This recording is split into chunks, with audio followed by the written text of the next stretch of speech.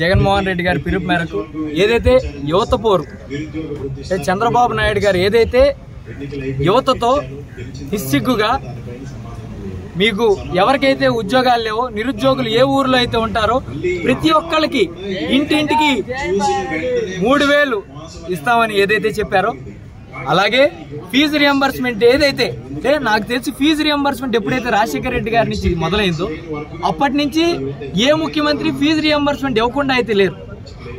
మొన్న యోగా పేరిట ఏదైతే గిన్నీస్ రికార్డ్ అని చెప్పుకున్నారో అక్కడే చెప్పుకోవాల్సింది ఫీజు రియంబర్స్మెంట్ మా రాష్ట్రంలో మొదలయ్యాక మొట్టమొదటిసారిగా ఆపిన ముఖ్యమంత్రిని కూడా నేనే, ఈ రికార్డు కూడా నాదే అని చంద్రబాబు నాయుడు గారు చెప్పుకుంటే ఇంకా బాగుండేదేమో అనిపించింది. అంటే ఎంత నిస్సిగ్గుగా యోగా కార్యక్రమం కోసం మీరు పెట్టిన డబ్బులు ఖర్చు ఈ పేద పిల్లల ఫీజు రియంబర్స్మెంట్కి కానీ వాడుంటే ఖచ్చితంగా ఆ పిల్లల జీవితం మారేది కాదా చంద్రబాబు గారి అని ప్రశ్నించడం. అలాగే నిరుద్యోగులందరూ ఎదురు చూస్తున్నారు చంద్రబాబు నాయుడు గారు, మీరు అకౌంట్లో ఎప్పుడప్పుడు 3000 కొడతారా, ఎప్పుడప్పుడు చంద్రబాబు గారు వాళ్ళ దాహాన్ని తీరుస్తారా అని నిరుద్యోగులు ఎదురు చూస్తున్నారు చంద్రబాబు గారు అని కూడా గుర్తు చేయడం జరుగుతుంది.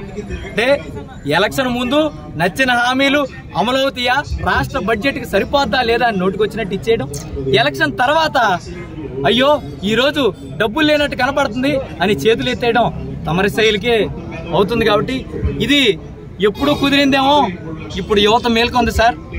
పాపం పవన్ కళ్యాణ్ గారిని అడ్డం పెట్టుకుని బలిపశువుగా చేసి నువ్వు యువతను వాడుకుందాం అనుకున్నావు. ఇప్పుడు యువత పిచ్చ యువత కాదు, అందరూ మేల్కొన్నారు.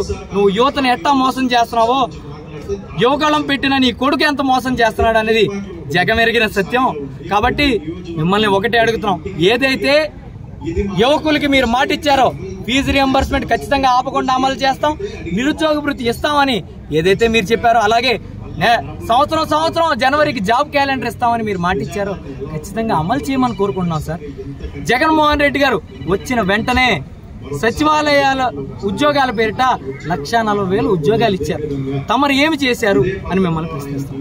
ఖచ్చితంగా ఇవన్నీ ప్రజలు అడగబోతున్నారు, ప్రజలు అడుగుతున్నారు. ఖచ్చితంగా సమాధానం చెప్పాల్సిన బాధ్యతలో మీరు ఉన్నారు. కాబట్టి సమాధానం చెప్పకపోతే నువ్వు పోలీసులు పెట్టుకో, నీ అధికారులు పెట్టి ఆపుకో, లేదా ఇంకేదైనా చెయ్యి, కేసులు పెట్టుకో, నచ్చింది చెయ్యి.